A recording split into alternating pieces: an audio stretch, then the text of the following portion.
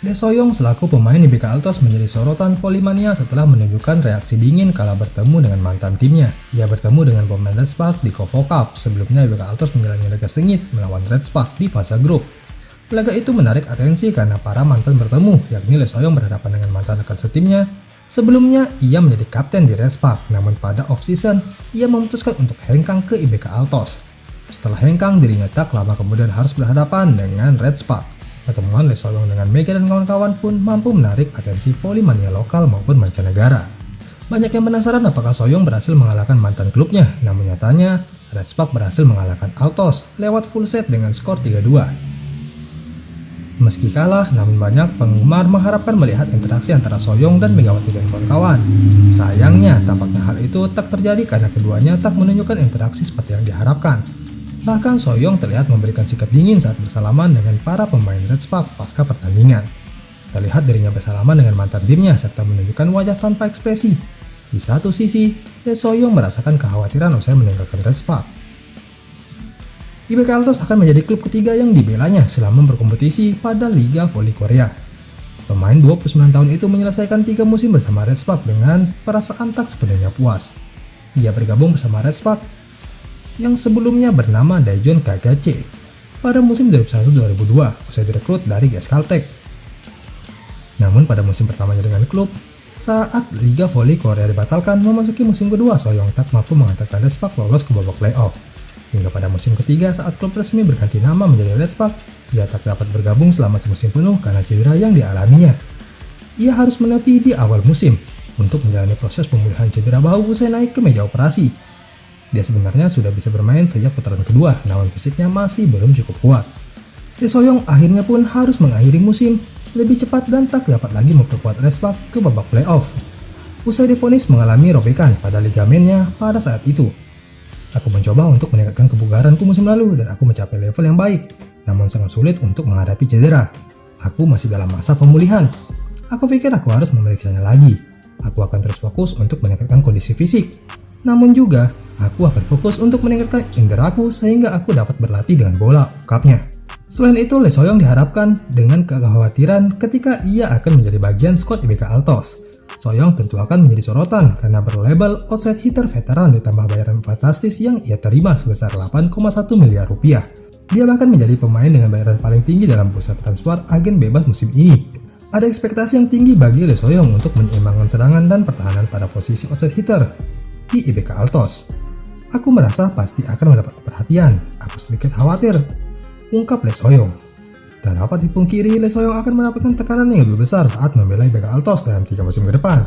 Lebih-lebih dia akan mendapatkan instruksi oleh pelatih yang terkenal ekspresif dan gahar, Kim Ho-chul. Para penggemar di Korea maupun Indonesia memberikan berbagai pujian untuk sikap rendah hati Mega yang dianggap mencerminkan budaya ramah tamah Indonesia. Banyak yang berkomentar bahwa Mega tak hanya membawa prestasi di lapangan, namun juga membawa nilai persahabatan dan kesopanan ke luar negeri.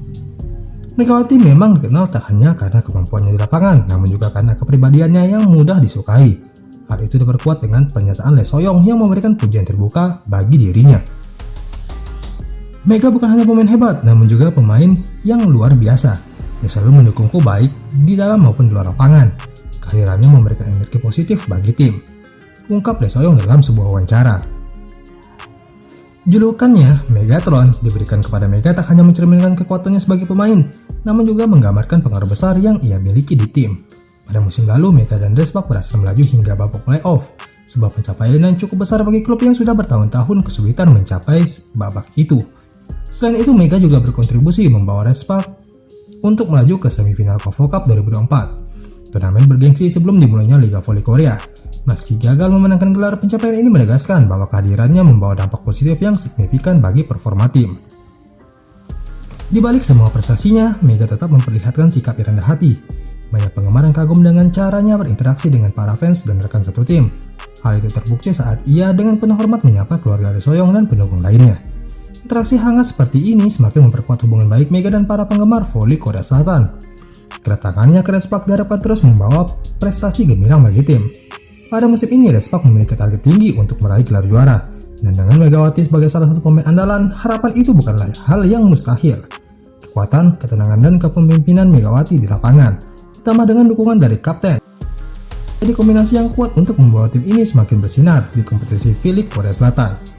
Dengan semua pencapaiannya, Mega Hangesti tak hanya menjadi bintang di Indonesia, namun juga menjadi salah satu pemain voli internasional yang sangat dihormati di Korea Selatan.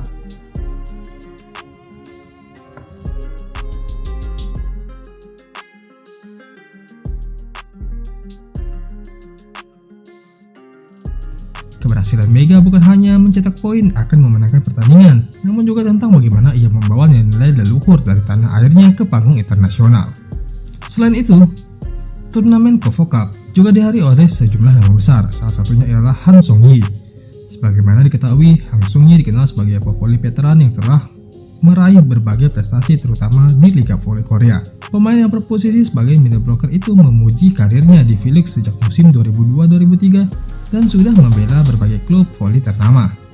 Dirinya bergabung dengan Respak pada musim 2017-2018 dan menjadi salah satu pemain yang dapat diandalkan.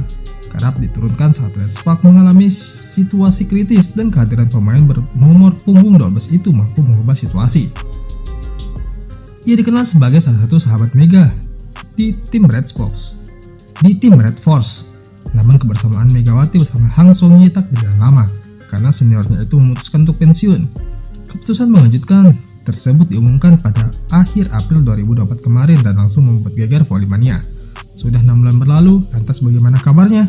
Menurut kabar yang beredar, Han Song-yi kini banting setir menjadi seorang pelatih di klub PVC Korea. PVC Korea Selatan sendiri sudah melahirkan banyak bibit bintang voli profesional di negeri gingseng.